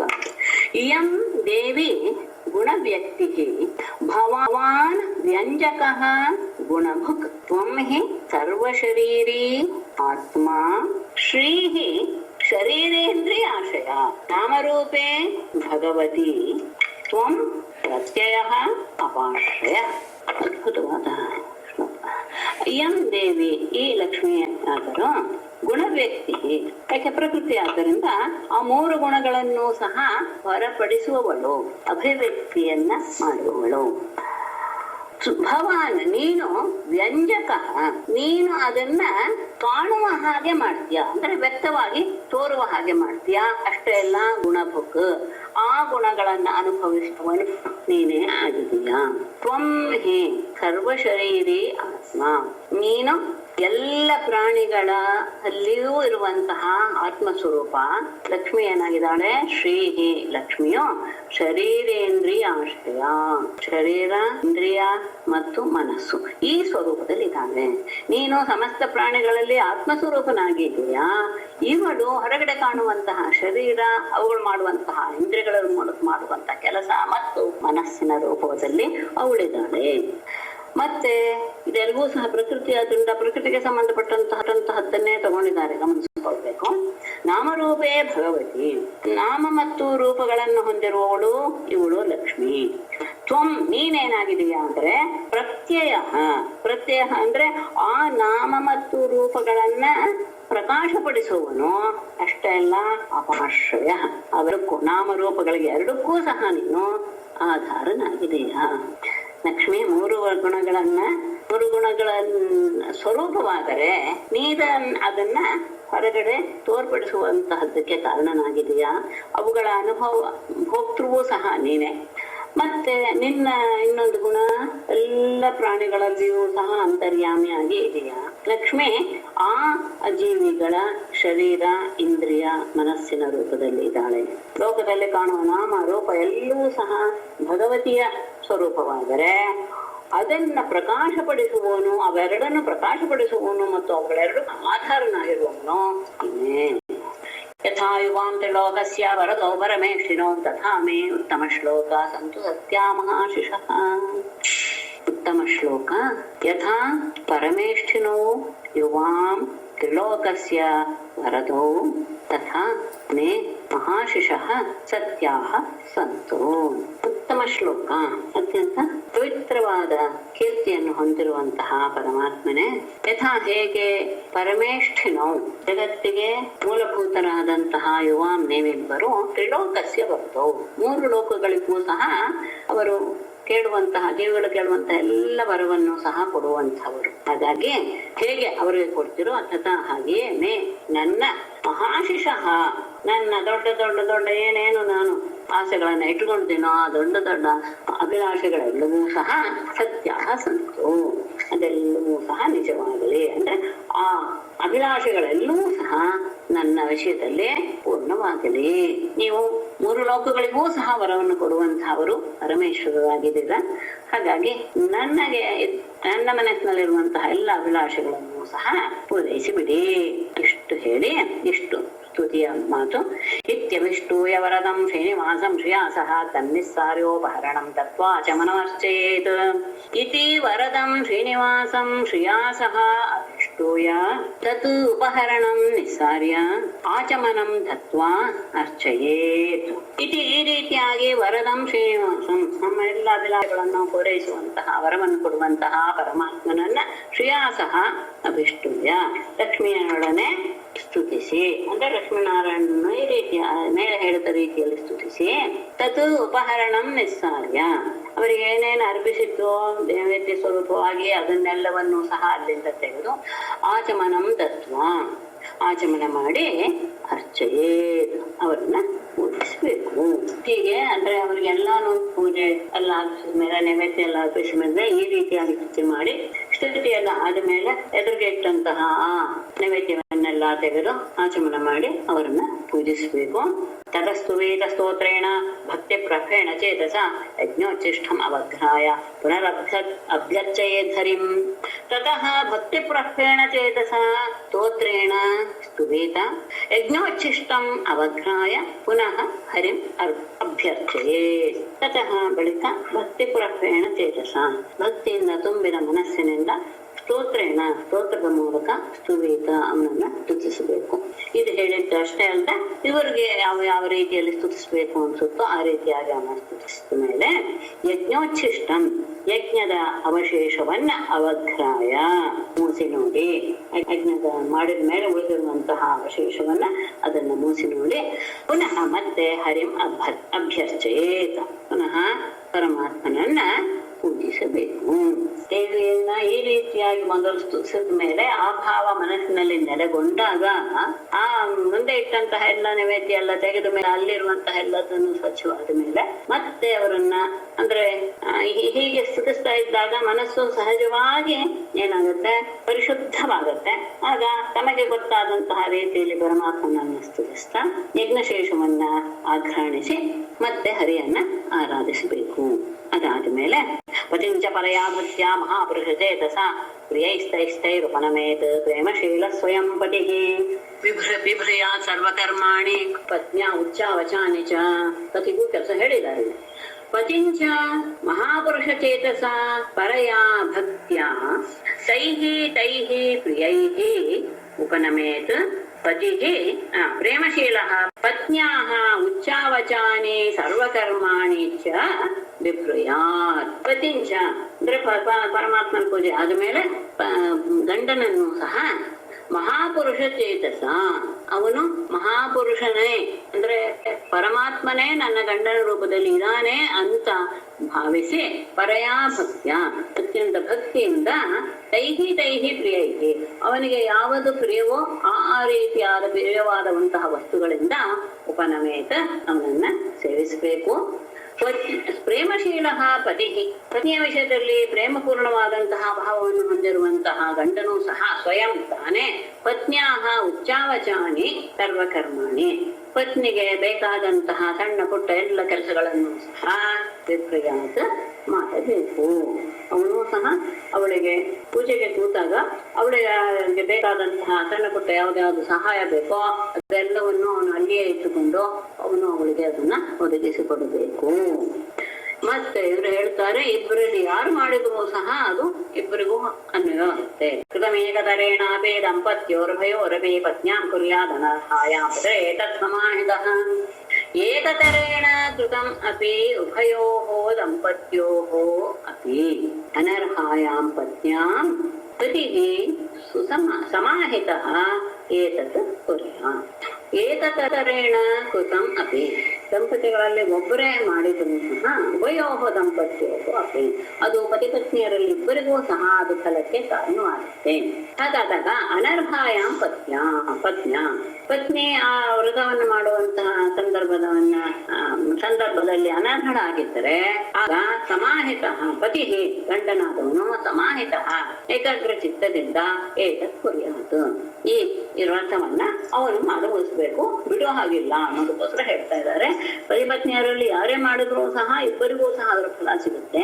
ಪತ್ನಿ ಅದನ್ನ ಸ್ವೀಕರಿಸಿದಾಗ ಪತ್ನಿ ಅದನ್ನ ಮಾಡೋದಕ್ಕೆ ಅನರ್ಹಳಾದಂತಹ ದಿವಸಗಳಿಗೆ ಪತಿಯೇ ಅದನ್ನ ಮುಂದುವರಿಸಬೇಕು. ವಿಷ್ಣುರ್ವ್ರತಮಿದಂ ಬಿಭ್ರನ್ ಅವಿಹನ್ಯಾತ್ ಕಥಂಚನ ವಿಪಾಸಯೋ ವೀರವತೀಃ ಸದ್ಗಂಧ ಬಲಿಮಂಡನೈಃ ಅರ್ಚೇತ್ ಅಹರಹರ್ಭಕ್ತ್ಯಾ ದೇವಂ ನಿಯಮಮಾಸ್ಥಿತಃ. ಇದಂ ವಿಷ್ಣೋಃ ವ್ರತಂ ಕಥಂಚನ ನ ವಿಹನ್ಯಾತ್. ಅಹರಃ ಭಕ್ತ್ಯಾ ವಿಪ್ರಾನ್ ವೀರವತೀಃ ಸ್ತ್ರಿಯಃ ತ್ರಗ್ಗಂಧ ಬಲಿಮಂಡನೈಃ ನಿಯಮಮಾಸ್ಥಿತಃ ಬಿಭ್ರನ್ ದೇವಂ ಅರ್ಚೇತ್. ಇದಂ ವಿಷ್ಣೋಃ ವ್ರತಂ, ಇದು ವಿಷ್ಣುವಿಗೆ ಸಂಬಂಧಪಟ್ಟಂತಹ ವ್ರತವಾಗಿದೆ. ಹಾಗಾಗಿ ಕಥಂಚನ ನ ವಿಹನ್ಯಾತ್, ಅದನ್ನ ಮಾಡ್ತೇನೆ ಅಂತ ಅಂಗೀಕಾರ ಮಾಡಿದ್ಮೇಲೆ ಯಾವುದೇ ಕಾರಣಕ್ಕೂ ಅದು ಬಿಡೋ ಹಾಗಿಲ್ಲ. ಹಾಗಾಗಿ ಅಹರಹ ಪ್ರತಿದಿನವೂ ಭಕ್ತಿಯಿಂದ ವಿಪ್ರಾನ್ ಬ್ರಾಹ್ಮಣರನ್ನು ವೀರವತೀಹಿ ಸ್ತ್ರೀಯ ಸುಮಂಗಲಿ ಸ್ತ್ರೀಯರನ್ನು ತ್ರಗ್ಗಂಧ ಬಲಿಮಂಡನೈಹಿ ಅವರಿಗೆ ಹೂವು ಮಂಗಳಕರವಾದಂತಹ ವಸ್ತುಗಳನ್ನು ಕೊಟ್ಟು ಅಲಂಕಾರಗಳನ್ನು ಕೊಟ್ಟು ನೈವೇದ್ಯ ಅವರಿಗೆ ಬೇಕಾದಂತಹ ಉಪಹಾರಗಳನ್ನು ಕೊಟ್ಟು ಅಲಂಕಾರ ವಸ್ತುಗಳನ್ನು ಕೊಟ್ಟು ನಿಯಮ ಮಾಸ್ಥಿತ ವಿಪ್ರನ್ ಅದನ್ನ ಸ್ವೀಕರಿಸಿದ ಮೇಲೆ ಆಮೇಲೆ ನಿಯಮವನ್ನ ಸ್ವೀಕರಿಸಿದಂಥವನು ದೇವಂ ಅರ್ಚೆ ಈ ರೀತಿಯಾಗಿ ಪರಮಾತ್ಮನನ್ನ ಅರ್ಚಿಸಬೇಕು. ಇಲ್ಲಿ ಇದಂ ವಿಷ್ಣು ವ್ರತಂ ಬಿಭ್ರನ್ ಅಲ್ಲೇ ತಗೊಂಡ್ಬಿಡಿ, ಅಂದ್ರೆ ಇದು ವಿಷ್ಣುವಿಗೆ ಸಂಬಂಧಪಟ್ಟಂತಹ ವ್ರತ. ಇದನ್ನ ಬಿಭ್ರನ್ ಅಂದ್ರೆ ಮಾಡ್ತೀನಿ ಅಂತ ಒಪ್ಕೊಂಡ ಮೇಲೆ ಕಥಂಚನ ನ ವಿಹನ್ಯಾತ್ ಅಂತ ಅಲ್ಲಿಗೆ ತಗೊಂಡ್ರೆ ಕೊನೆಯಲ್ಲಿ ಬೇಡ, ತುಂಬಾ ದೂರ ಅನ್ವಯವಾಗುತ್ತೆ. ಅಂದ್ರೆ ಇದು ವಿಷ್ಣುವಿಗೆ ಮೋಕ್ಷಕ್ಕೆ ಸಂಬಂಧಪಟ್ಟಂತಹ ವ್ರತವಾದ್ದರಿಂದ ಇದನ್ನ ನಾ ಮಾಡ್ತೇನೆ ಅಂತ ಅಂಗೀಕಾರ ಮಾಡಿದ ಮೇಲೆ ಮಧ್ಯದಲ್ಲಿ ಯಾವತ್ತೂ ಅದಕ್ಕೆ ಲೋಪ ಬರಬಾರದು. ಹಾಗಾಗಿ ಈ ನಿಯಮವನ್ನು ಆಶ್ರಯಿಸಿದಂತಹ ವ್ಯಕ್ತಿ ಪ್ರತಿದಿನವೂ ಸಹ ಬ್ರಾಹ್ಮಣರನ್ನ ಮತ್ತು ಬ್ರಾಹ್ಮಣರನ್ನ ಆರಾಧಿಸಬೇಕು. ಸುಮಂಗಲಿ ಸ್ತ್ರೀಯರಿಗೆ ಅವರವರಿಗೆ ಮಂಗಳಕರವಾದಂತಹ ಕುಂಕುಮ, ಗಂಧ ಇತ್ಯಾದಿಗಳನ್ನು ಕೊಟ್ಟು ನೈವೇದ್ಯ ಕೊಟ್ಟು ಅಲಂಕಾರದ ವಸ್ತುಗಳನ್ನೆಲ್ಲ ಕೊಟ್ಟು ಪರಮಾತ್ಮನನ್ನ ಪೂಜಿಸಬೇಕು. ಅದಾದ ಮೇಲೆ ಉದ್ವಾಸ್ಯ ದೇವಂ ಸ್ವೇಧಾಮ್ನಿ ತನ್ನಿವೇದಿತಮಗ್ರತಃ ಅದ್ಯಾದ್ ಆತ್ಮಶುದ್ಧ್ಯರ್ಥಂ ಸರ್ವಕಾಮರ್ಥಯೇ ತಥಾ ದೇವಂ ಉದ್ವಾಸ್ಯ ಸ್ವೇಧಾಮ್ನೆ ತಥಾ ಸರ್ವಕಾಮರ್ಥಯೇ ಆತ್ಮವಿಶುದ್ಧ್ಯರ್ಥಂ ಅಗ್ರತಃ ತನ್ನಿವೇದಿತಂ ಅದ್ಯಾ.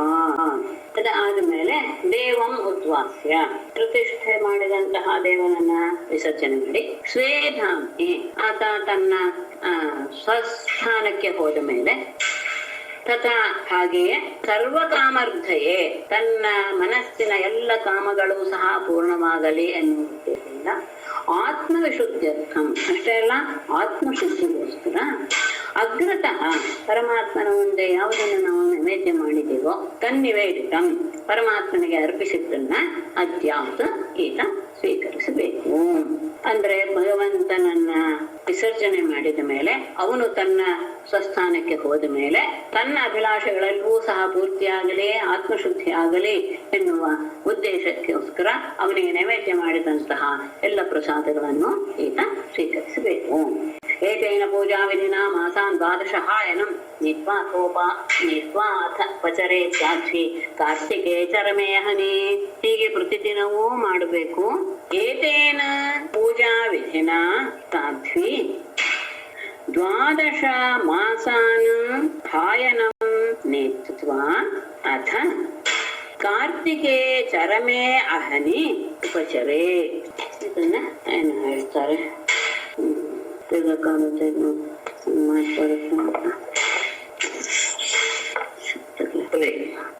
ಉದ್ಯಾಪನೆ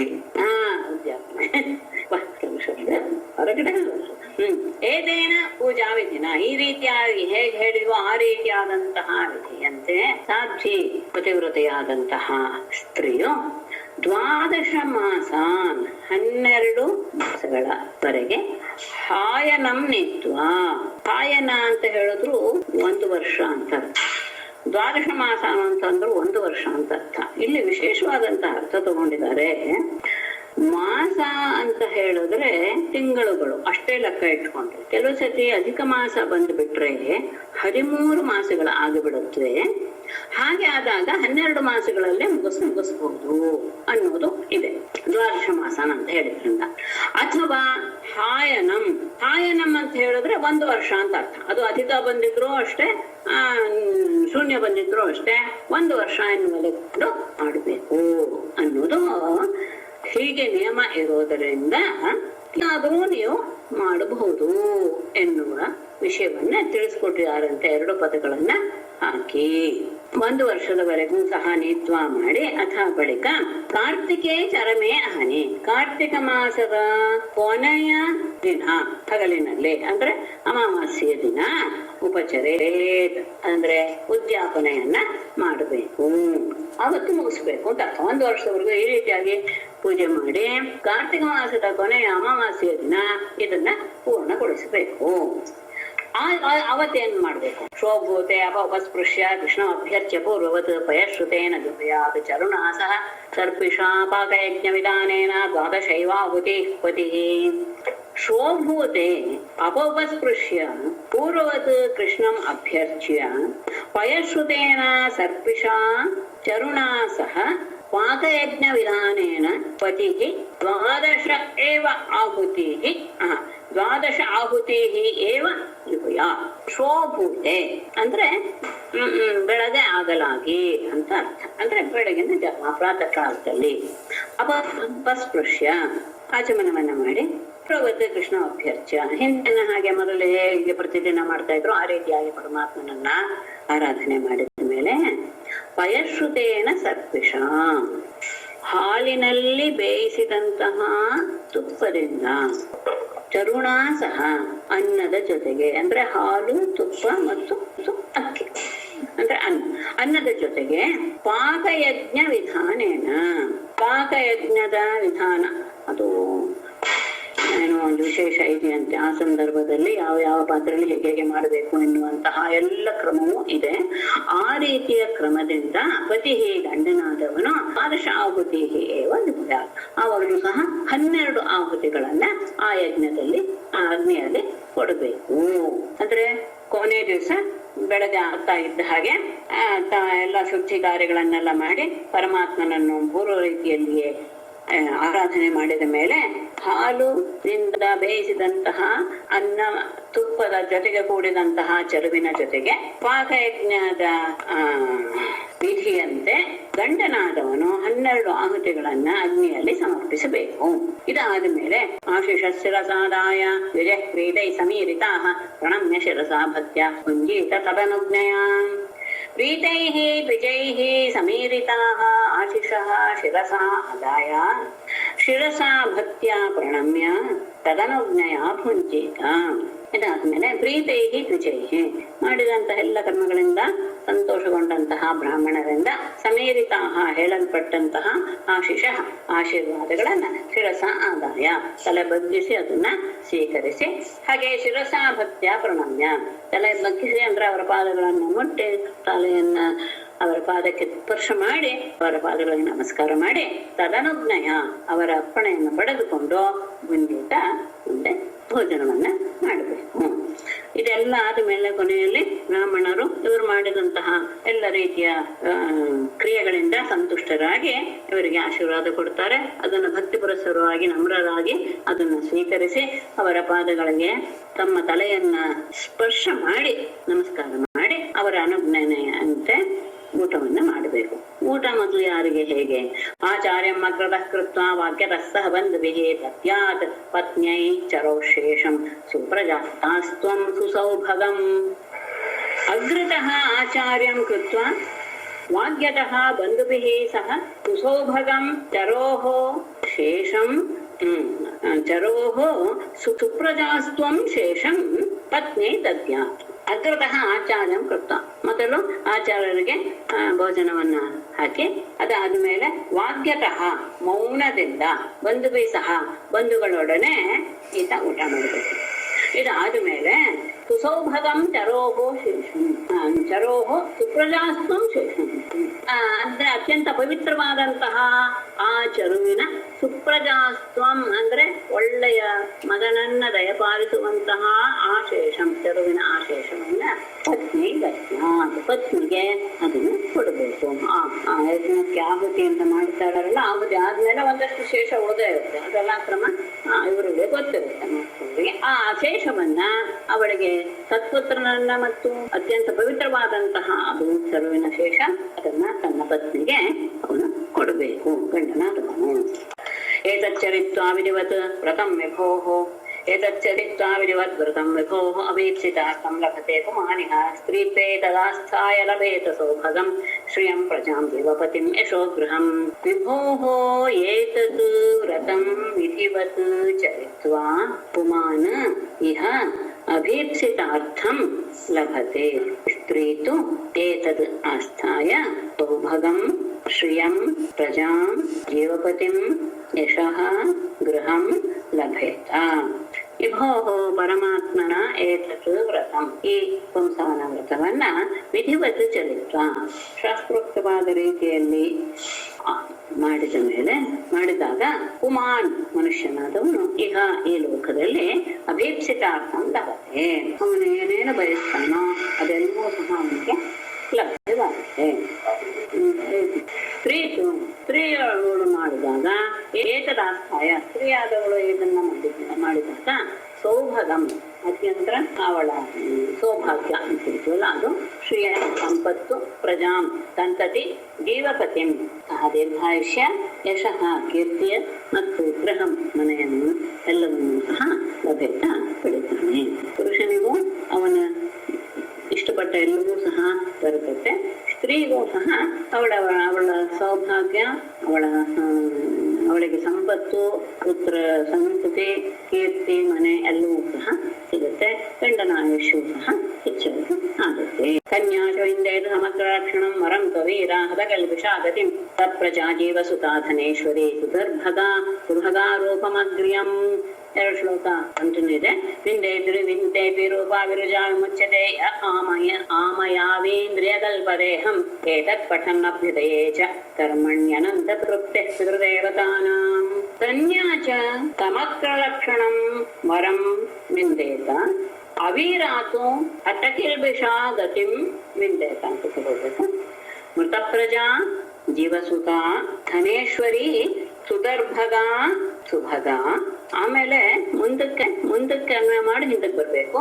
ವಿರೂಪ ಅಗ್ರ್ಯಂ ರೂಪಂ ವಿಂದೇತ್ ಯಹ ಆಮಯಾವಿ ವಿರುಜಾ ವಿಮುಚ್ಯತೆ ಇಂದ್ರಿಯ ಕಲ್ಪದೇಹಂ ವಿಂದೇತ ಅಂತ ವಿಂದೇತ ವಿಂದೇತ ಅಭ್ಯುದಯೇ ಚ ಕರ್ಮಣಿ ಪಠನ್ ಪಿತೃದೇವತಾನಾಂ ಅನಂತ ತೃಪ್ತಿ. ಕನ್ಯಾ ಚ ಮದುವೆ ಆಗದೆ ಇರುವಂತಹ ಕನ್ಯೆ ಇದನ್ನು ಮಾಡಿದಾಗ ಸಮಗ್ರ ಲಕ್ಷಣಂ ವರಂ ಎಂದೇತ ಒಳ್ಳೆಯ ಪರಿಪೂರ್ಣವಾದಂತಹ ಲಕ್ಷಣವನ್ನು ಹೊಂದಿರುವಂತಹ ವರನನ್ನ ಅವಳು ಪಡಿತಾಳೆ. ಅವೀರಾತು ಅವೀರ ಅಂದ್ರೆ ವೀರ ಅಂದ್ರೆ ಅಲ್ಲಿ ಹೇಳಿದ್ವಿ ನಾವು ಸುಮಂಗಲಿ ಅಂತ. ವಿಧವೆಯಾದಂತಹ ಅವಳು ಮಾಡಿದಾಗ ಹತಕಿಲ್ಬಿಷ ತನ್ನ ಪಾಪಗಳನ್ನೆಲ್ಲ ಹೋಗಲಾಡಿಸಿಕೊಂಡು ಗತಿಂ ಎಂದೇತ ಉತ್ತಮವಾದಂತಹ ಸ್ಥಾನವನ್ನು ಪಡಿತಾಳೆ.